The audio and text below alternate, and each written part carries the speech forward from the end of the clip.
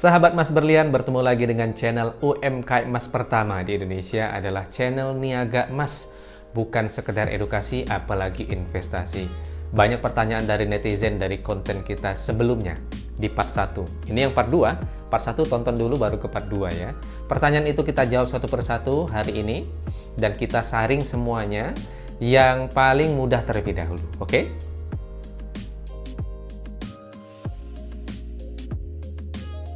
Teman-teman sudah tertarik berdagang emas, tapi di mana ya beli stok emas? Stok ini penting banget teman-teman. Kalau teman-teman beli stoknya ke toko emas atau ke prinsipal, ke Antam misalnya, itu harga udah tinggi banget, nggak bisa cincai. Karena harganya sudah dipatok setinggi itu. Jadi kalau teman-teman mau jual lagi, terlalu tinggi buat teman-teman. Toko emas konvensional harus menyediakan stok di etalasenya, agar orang tertarik dan percaya sama toko emasnya. Teman-teman juga harus punya stok. Kalau nggak punya stok, orang nggak percaya loh. Ini jadi persoalan kita. Isu trust ini penting banget. Kan emas itu mahal. Gimana ya biar supaya kita nyetok emas dengan harga yang agak miring dikit? Caranya adalah, ini kita kasih tahu. Pertama adalah menerima dari buyback. Penting banget loh teman-teman. Kasih tahu semua orang di luar sana, netizen, keluarga, lain sebagainya. Kasih tahu di Facebook, update status dari situ. Di Instagram, di WhatsApp, bilang aja begini nih. Oh, harga emas lagi tinggi. Ayo, yang mau buyback emas, saya bisa terima. Saya bisa terima semua buyback emas. Nah, itu caranya agar supaya orang mau jual emasnya ke kita. Karena kita menerima buyback. Siapa sih yang nggak mau cash keras? Pajang dah tuh di depan rumah. Menerima buyback emas. Oh, banyak banget. Apakah harus punya lisensi? Nggak harus. Langsung aja begitu. Kalau memang teman-teman mau mulainya dari kecil berlahan-lahan seperti itu. Itu cara yang pertama ya, yang pertama banget. Yang kedua adalah caranya memiliki stok emas itu membeli dari hasil margin. Kita nerima emas dari konsumen, kita jual, ada untung banyak deh tuh. Beli keuntungannya tadi, belikan emas tuh teman-teman. Modal tadi belikan emas yang tadi, yang dijual tadi. Keuntungannya belikan emas yang lain agar supaya emas kita bertambah. Di situ kan ada emas baru dong. Nggak perlu harus pakai uang pribadi lagi. Mulai berputar terus seperti itu, dah banyak dah emas kita. Yang ketiga adalah dengan menggunakan fasilitas online store atau marketplace seperti Tokopedia, Bukalapak, lain sebagainya. Kenapa kok di sana ada banyak emas-emas yang mungkin murah? Karena mungkin si penjualnya dulu belinya sudah lama, 10 tahun lalu, 5 tahun lalu. Sekarang sudah menguntungkan kalau dia jual. Makanya kalau dia jualnya agak rendah dari harga pasar, itu biar supaya cepat laku aja, biar supaya orang beli. Toh dia sudah untung kok. Jadi teman-teman bisa pergi ke sana ya. Itu opsi yang ketiga. Opsi yang keempat adalah ke pegadaian misalnya ya. Ke pegadaian itu di mananya? Ketika ada lelang. Kalau misalnya teman-teman mau tahu di mana, kapan dan ada lelangnya, itu lihat aja di website Pegadaian ya. Pegadaian itu menyediakan lelang itu. Di sana murah banget. Ada cincai sedikit lah masalah harga itu. Mudah banget kan teman-teman? Itulah pentingnya stok karena isu trust. Bagaimana caranya biar supaya kita tanpa harus menyediakan stok tapi kita mudah berjualan emas yang masuk dalam sistem kita. Di mana sistem kita mengakomodir emas-emas itu. Teman-teman tidak perlu nyetok emas, tidak perlu mengeluarkan biaya banyak untuk stok emas, tidak perlu ngirim lagi, nggak perlu keluar rumah, adalah masuk ke sistem kita, di mana konsumen transfer ke teman-teman, tapi kita yang kirim emasnya melalui perusahaan ke konsumen. Teman-teman tidak perlu repot-repot untuk misalnya ya harus sediakan stok lah, harus kirim barang lah, harus naruh uang banyak lah di rumah, tidak perlu seperti itu. Jadi memiliki lisensi kita di Mas Berlian Corporation membantu teman-teman untuk berniaga emas lebih mudah, aman, dan cepat.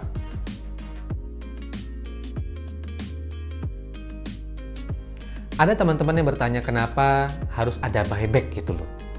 Buyback itu menunjukkan pertama bahwa emas itu milik toko emas. Wajar dong pemilik barang, membeli barangnya kembali dengan harga lebih murah.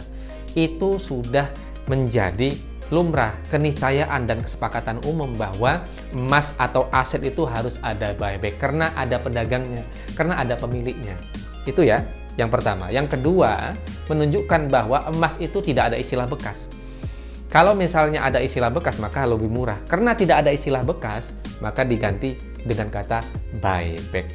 Kalau ibu-ibu di sana, ya mbak-mbak di sana punya perhiasan nih, jual ke toko emas, pasti dia beli harga buyback toko emas itu. Perhiasan yang tadi dibeli oleh toko emas, dicuci lagi sama dia, lalu ditaruh di etalase lagi, cuma dicuci doang modalnya. Taruh di depan etalase lagi, harganya kembali ke semula. Karena tidak ada istilah bekas, ya, tidak ada istilah bekas. Emas itu kembali menjadi harga baru lagi, menjadi barang baru lagi. Tidak bisa di-recycle, tidak bisa dipalsukan, dan tidak kadaluarsa. Yang ketiga, kenapa ada buyback? Agar supaya perniagaan aset itu berputar. Itu sudah lumrah, ya, naik turun agar supaya ini bergerak, ekonomi bergerak, perniagaan bergerak. Kalau misalnya emas naik terus, itu saya pastikan, ya, mata uang nggak laku. Tapi kalau dia naik turun, nah ini selain mata uang tetap dipakai, lalu pergerakan ekonomi itu bagus. Nah saat ada turun, ya, itu kemudian orang berbondong-bondong beli emas. Saat naik, orang berbondong-bondong jual emas. Jadi ada pergerakannya, ada siklusnya, ada detak jantungnya, naik turun begitu ya. Nah, ini buat teman-teman yang berlisensi. Kalau teman-teman yang berlisensi misalnya, ya, yang sudah bergabung dengan kita di Emas Berlian Corporation, ketika ada orang buyback ke teman-teman, itu pasti bingung deh tuh. Apalagi misalnya buybacknya besar 100 gram. Bingung, waduh, ini saya nggak punya uang nih, buyback 100 gram. Tenang aja, perusahaan kami akan backup membantu teman-teman dengan dana kami. Atau teman-teman datang ke mana? Ke lisensi, orang-orang yang punya lisensi juga, mereka-mereka yang terdaftar di kami, di sistem, kami bantu untuk dicarikan di sekitar itu. Kami beritahu distributor terdekat atau orang-orang yang punya lisensi terdekat, ya, anggota kita, untuk membeli emas dari konsumen yang buyback tadi. Kalau misalnya teman-teman tidak punya lisensi itu, agak sulit biasanya. Ada orang mau buyback 100 gram, sayang banget tuh.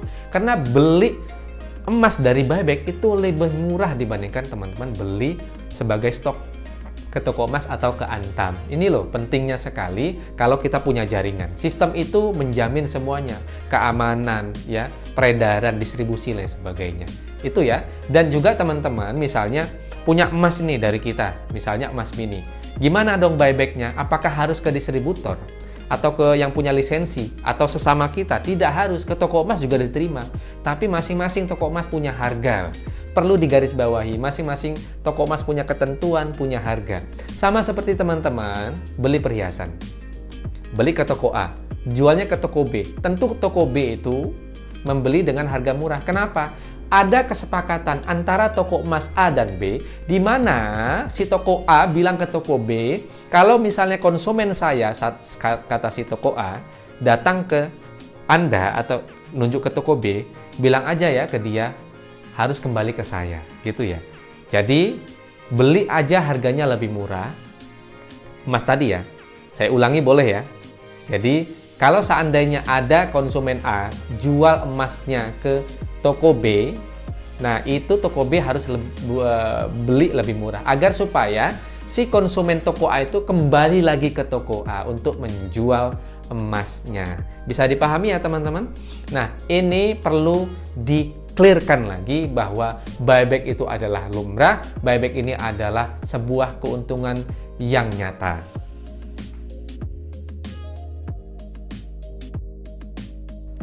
Emas tanpa kwitansi bisa dijual atau tidak? Bisa teman-teman. Tapi yang maksud saya adalah emas batangan. Emas sebagai emas bahan ya. Bahannya perhiasan, bahannya logam-logam yang lain seperti piagam, dinar, emas mini lain sebagainya. Emas mini juga logam mulia, tapi dia kecil sekali. Nah, kalau misalnya ada toko emas yang minta kwitansi, itu memang sudah kebiasaannya toko emas untuk melihat dulu belinya berapa. Ya, agar supaya dia bisa membuat harga untuk Anda. Misalnya teman-teman mau buyback ke toko emas, tapi ternyata tidak punya kwitansi, toko emas baik tanya tuh. Nah, kenapa toko emas bertanya? Pertama, agar dia bisa memiliki patokan membuat harga. Mungkin saja begini, dulu teman-teman, ya, kalau misal punya kwitansi nih, dulu teman-teman beli 1 gram 400.000, mungkin 10 tahun lalu, ya. Sekarang sudah 900.000 harganya. Buybacknya 800 lah. Jadi untung teman-teman berapa? Kalau misalnya dulu 400 belinya, sekarang buybacknya dapat 800. Itu harga dunia ya, harga buyback dunia. 400.000. Nah, toko emas akan melihat itu. Wah, ini kalau saya kasih 800.000 lumayan dia ini untungnya sudah 400.000 karena dulunya belinya 400.000 ya, 10 tahun lalu. Nah, si toko emas pasti mikirnya begini, wah ini biar supaya tidak terlalu banyak untung, saya kasih, bukan banyak untung ya, saya kasih 600.000 juga dia kayaknya mau nih. Karena apa? Karena yaitu toko emas mau dapat untung lebih. Biasanya dia tawar atau nasi buybacknya agak rendah di bawah itu. Dengan alibi mengatakan ini kan emas lama 10 tahun lalu. Nah seperti itu. Dia bisa lihat dari kwitansi itu bahwa itu lama atau tidak. Dan dia bisa membuat harga dari kwitansi itu ya. Dan dia bisa tahu juga dulu belinya di mana. Itu kenapa harus ada kwitansi. Biasanya alibinya demikian. Kalau misalnya perhiasan bagaimana? Misalnya kita jual perhiasan. Dia tanya kwitansi agar dulu tahu dia dulu belinya berapa. Lalu kemudian dia main potong harga. Oh, sekian persen ya potongannya lain sebagainya. Dan dia ingin memastikan itu dalam perhiasannya berapa karat. Dan dia juga ingin memastikan berapa jumlah batu di dalam perhiasan tersebut. Dan satu lagi, dia juga ingin memastikan bahwa perhiasan itu datang dari dia atau mungkin dari orang lain. Kalau datang dari orang lain, dia mungkin rendahkan harganya. Oh, ini kan tokonya belinya dari toko si A, saya belinya rendah dong, karena ini bukan perhiasan saya. Padahal ya kalau dia beli perhiasan itu, dia tetap bisa jual dan masih menguntungkan sekali. Itu alibi saja. Nah, kesepakatan antara toko A dan toko B ini menarik sekali. Toko A bilang ke toko B, toko B, nanti kalau ada konsumen saya jual ya perhiasan saya ke toko kamu, beli murah ya, biar supaya si konsumen saya balik lagi ke saya. Nah, itu kesepakatan yang sudah ada. Dan ini harus dikasih tahu ke teman-teman bahwa kwitansi ini sebenarnya hanya sebagai alat toko emas untuk membuat harga, mengetahui seluk-beluk emasnya lain sebagainya.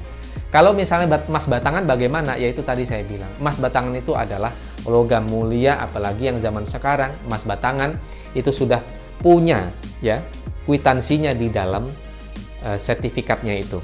Ya, itu artinya kwitansi juga menunjukkan bahwa itu adalah emas yang murni.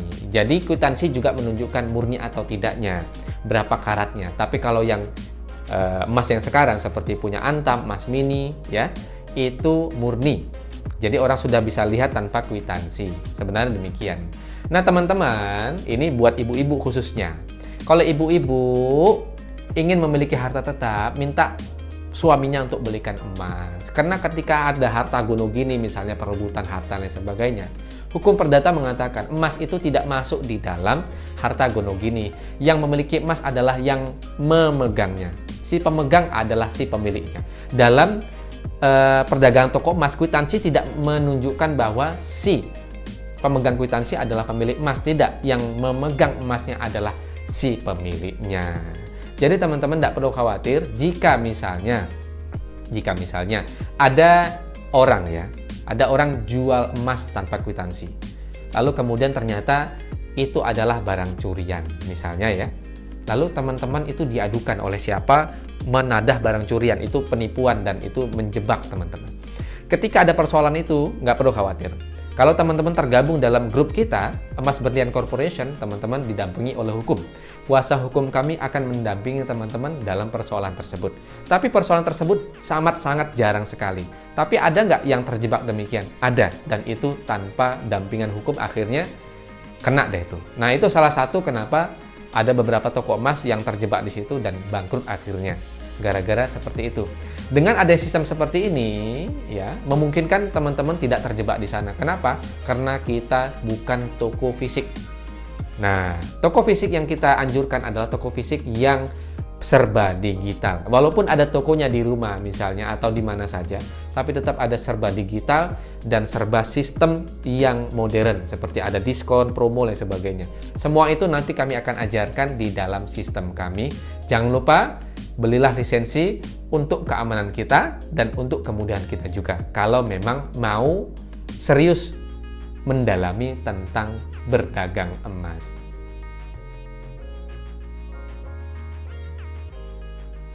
Apa hukum menaikkan harga emas? halal. Menurut saya sah-sah saja. Kenapa? Karena emas sekarang adalah komoditi. Dia instrumen investasi, dia sebagai elemen industri, dan dia komoditi tradisi. Teman-teman, jadi ini penting sekali untuk disampaikan bahwa emas sekarang bukanlah sebagai alat tukar. Jadi bisa untuk dinaikkan harganya, diturunkan harganya juga bisa.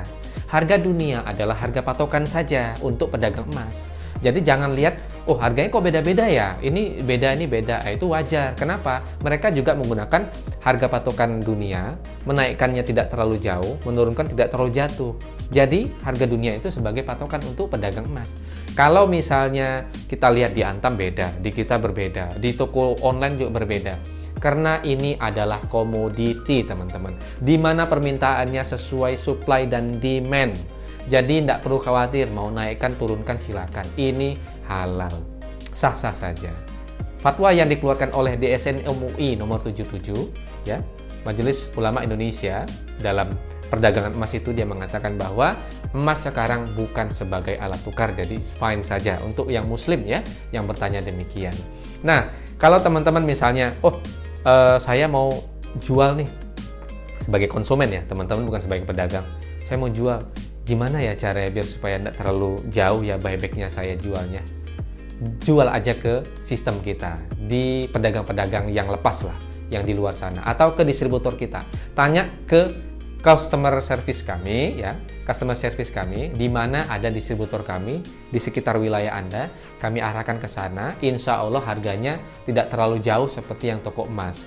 Kenapa kok toko emas biasanya menerima buyback itu jauh banget dari ekspektasi kita? Ya karena mereka mungkin cari untung, ada biaya operasional, ada biaya distribusi buat mereka, ada biaya ini itu lain sebagainya, keamanan. Karena toko emas itu fatal sekali bicara masalah biaya. Tapi kalau sistem kita, karena ini online atau karena ini adalah basisnya komunitas, itu tidak ada biaya banyak untuk kemudian kami ambil marginnya terlalu banyak.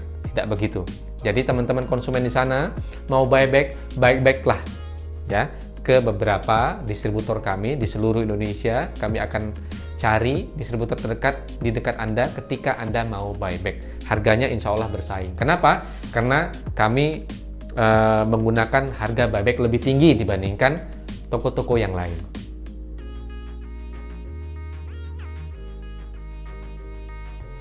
Pertanyaan terakhir, kalau semuanya berdagang emas, siapa dong yang beli emas? Ini pertanyaan cukup jenaka banget, tapi menarik untuk dijawab.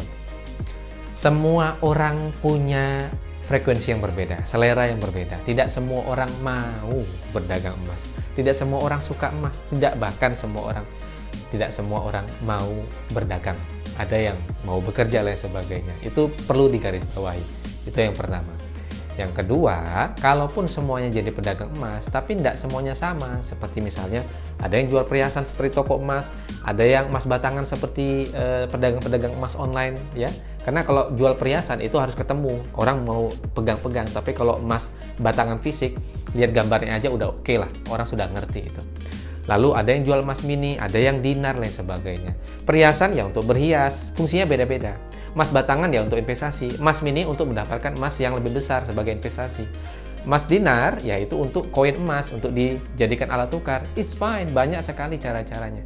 Kalau saya pedagang emas misalnya, ya, selalu saya mau beli perhiasan buat istri saya misalnya. Ya saya beli ke toko perhiasan. Kalau saya dagang dinar, saya butuh emas mini untuk mendapatkan dinarnya atau mendapatkan emas antamnya, ya saya beli emas mini. Jadi semuanya terikat ya, bersinambungan dan semuanya terjalin baik ya untuk yang dalam emas ini. Pabrik emas bahkan mereka akan beli emas juga untuk apa? Untuk dilebur, bahan leburan dan sebagainya. Untuk dibuatkan piagam, untuk dibuatkan pernak-pernik emas, untuk dibuatkan elektronik, karena elemen industri salah satunya adalah emas, di mana emas digunakan sebagai chip, digunakan untuk sebagai bahan pengantar data, ya, komputer. Data digital yang terbaik adalah emas. Pengantar listrik yang terbaik itu juga emas salah satunya. Bukan hanya besi saja, tapi emas juga baik sekali, ya. Teman-teman cari sendiri di internet, banyak sekali materi itu. Buat teman-teman misalnya, oke lah saya mau berdagang emas.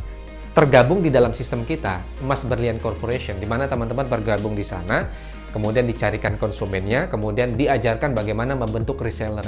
Jangan GR dulu, teman-teman yang berdagang di sana, jangan berharap bisa bertahan lama dengan berjualan sendirian. Artinya ya jangan, harus ciptakan reseller. Bagaimana menciptakan reseller?